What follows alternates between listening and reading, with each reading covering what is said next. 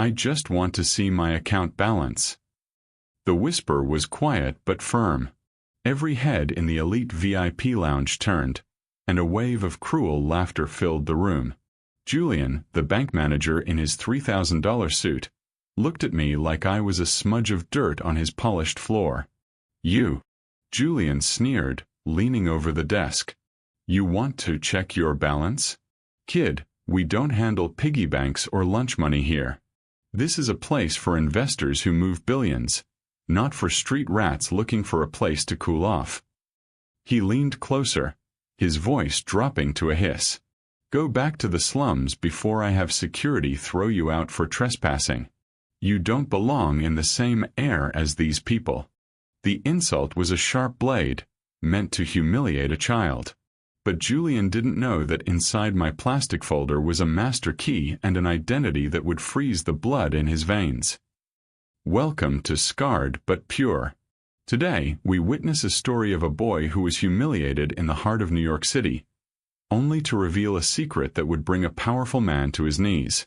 If you believe that no one should be judged by their clothes, please hit that subscribe button and turn on the notification bell. Before we continue, I want to hear from you.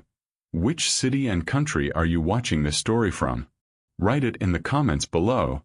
I'll be hearting the most touching responses. The Empire Trust Bank in New York was a temple of cold, hard wealth. For 10 years, I had lived in a tiny apartment, watching my mother, Maya, work 3 jobs just to keep the lights on.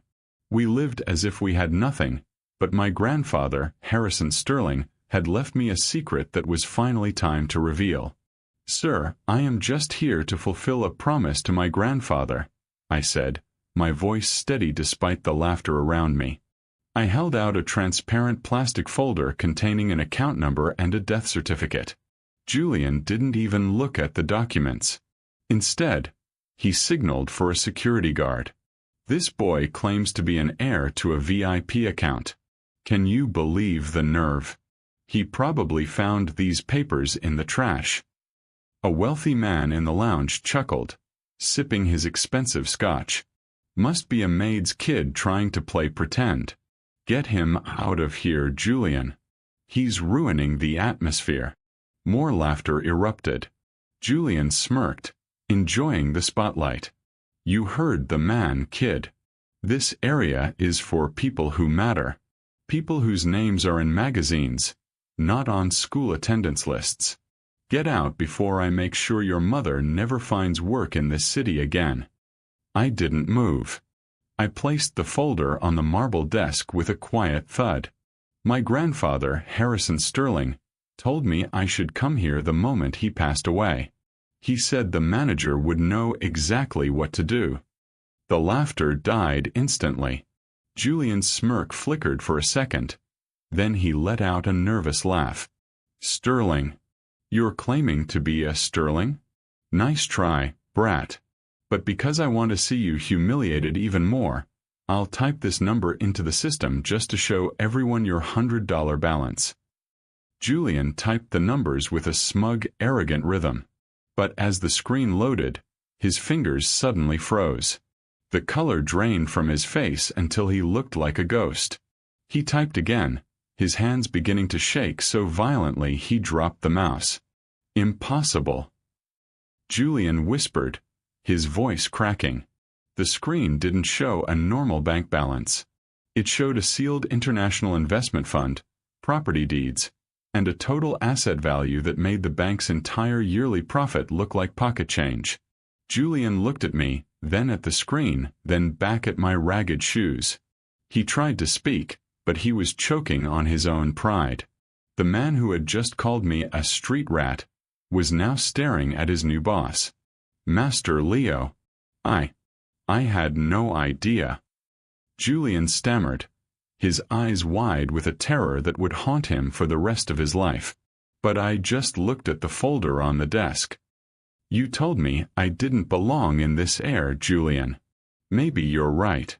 Maybe it's time someone else breathed here instead." The silence in the VIP lounge of Empire Trust was no longer peaceful. It was suffocating. Julian, the man who had spent his entire career climbing the corporate ladder of Manhattan's elite, felt the world tilting beneath his polished Italian shoes. He stared at the monitor, hoping it was a glitch, a virus, or a cruel joke played by the IT department. But the bank's internal encryption didn't lie. The account before him didn't just contain money. It contained power, the kind of power that could buy the building he stood in and the air he breathed. Master Leo. Julian's voice was a pathetic rasp, a stark contrast to the booming arrogance he had displayed moments ago. He looked at Leo, really looked at him this time, and saw the calm, steel-gray eyes of Harrison Sterling staring back at him from a child's face. Please understand, we have many security protocols. I was only trying to protect the integrity of the lounge. Leo didn't flinch. He stood among the marble and gold like a small, ragged statue. You weren't protecting the lounge, Julian. You were protecting your ego. You saw my shoes, not my documents. Before Julian could respond, the heavy glass doors of the bank burst open. A woman ran in, her hair disheveled, her eyes wide with terror. It was Maya. She was still wearing her waitress apron, stained with coffee and the sweat of a double shift. She had run 10 blocks from the diner the moment she realized Leo had taken the folder from under her mattress. "Leo, stop!" Maya screamed, ignoring the security guards who tried to intercept her. She grabbed Leo by the shoulders, her hands trembling. "You shouldn't be here. I told you we would never touch that folder. It's cursed, Leo. It's what killed your grandfather." Julian watched in horror as the maid the lounge had been laughing at turned out to be the daughter of the most powerful investor in the city's history. The wealthy man with the scotch suddenly turned his head away, hiding his face behind a newspaper, his face flushed with shame. "Ma'am, please calm down," Julian stammered, stepping from behind his desk. He reached out to touch Maya's arm, an act of fake comfort, but she recoiled as if his touch was poison. "Don't touch me," Maya hissed, her voice dripping with the pain of 10 years of survival. "I know how this bank works. I know how you look at people like us. My father built this institution on trust, and you've turned it into a club for bullies." "Mom, I had to," Leo said softly, holding Maya's hand. "Grandpa said the truth is a debt that must be paid." Julian wanted to see the balance. "I let him." Julian felt a cold sweat break across his forehead. He realized that every word he had said, every insult about street rats and slums, had been recorded by the lounge's high-definition security cameras. He was looking at a lawsuit that would not only end his career but erase his name from New York. "Mr. Sterling. Ms. Sterling. Please, let us move to the private office," Julian pleaded, his eyes darting around the room at the whispering clients. "We can settle this quietly. I will personally handle the transition of the estate." "No," a new voice boomed.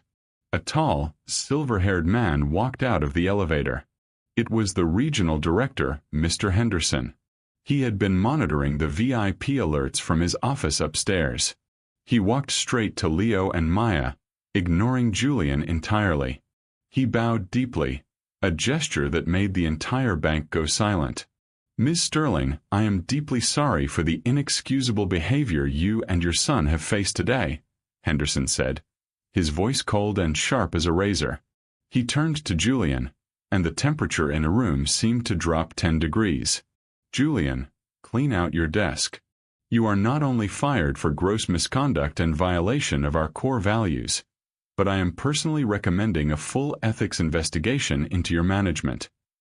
Julian's knees hit the floor. He didn't even try to argue.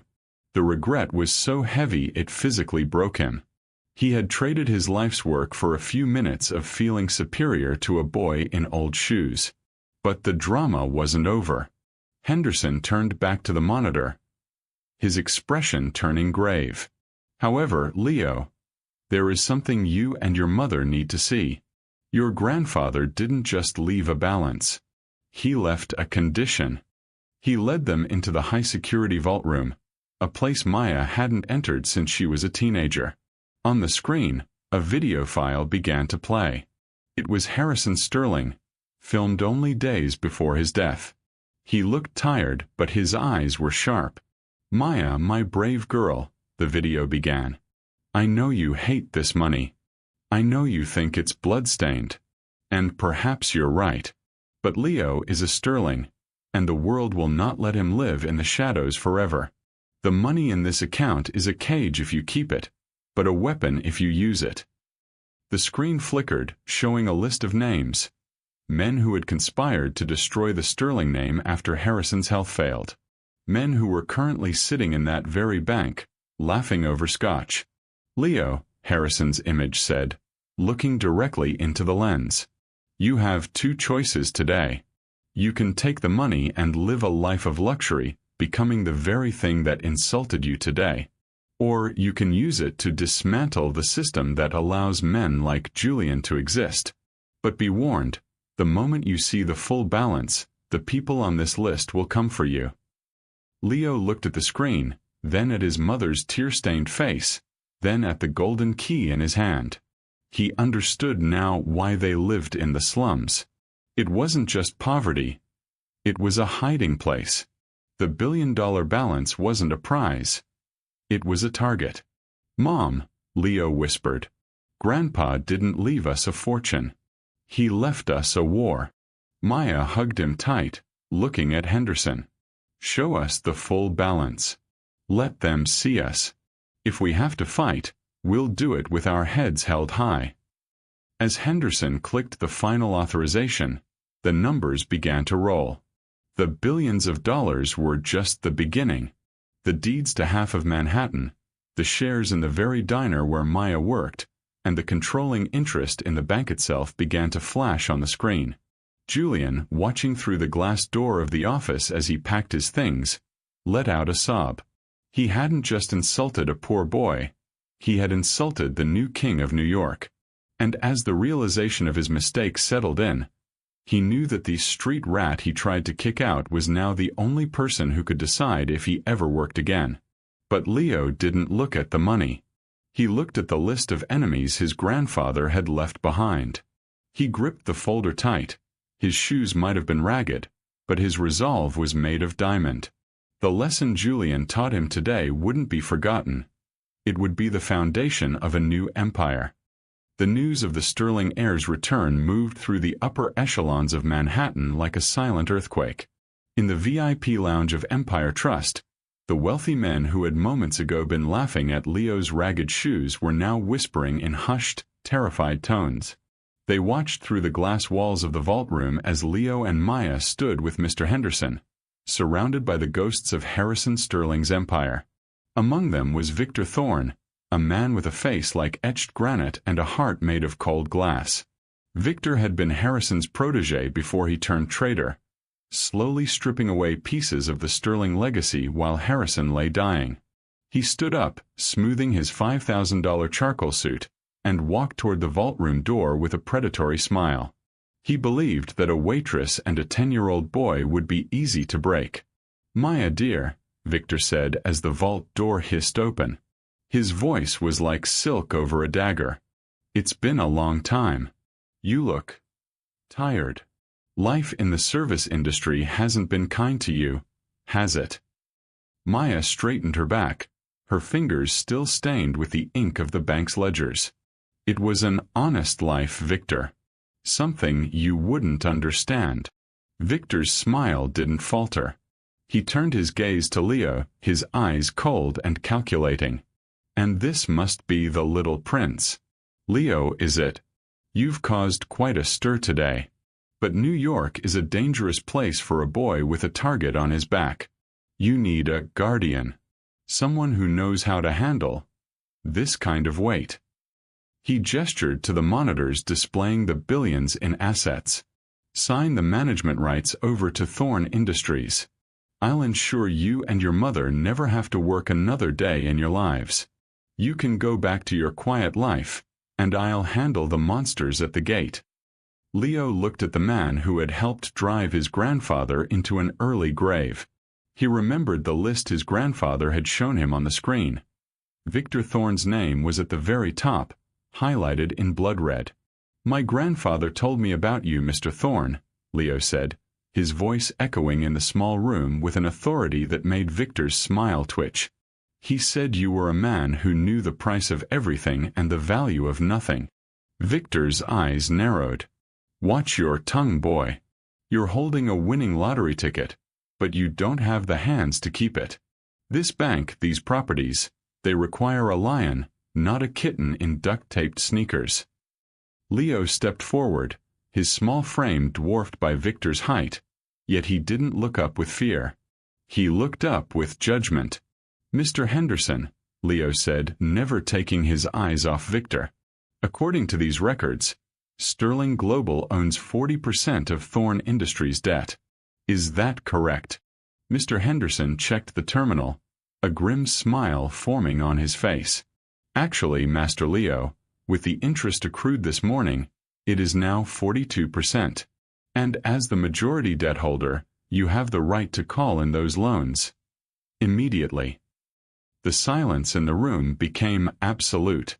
Victor Thorne's face turned a sickly shade of gray. His empire was built on a foundation of sterling debt. If those loans were called, Thorne Industries would vanish by sunset. "You wouldn't," Victor whispered, the sweat finally breaking on his brow. "You'd destroy thousands of jobs. You'd crash the market." "No," Leo replied calmly. "I'm just doing what you suggested. I'm handling the monsters at the gate. My grandfather said money is a weapon. I think it's time I learned how to use it."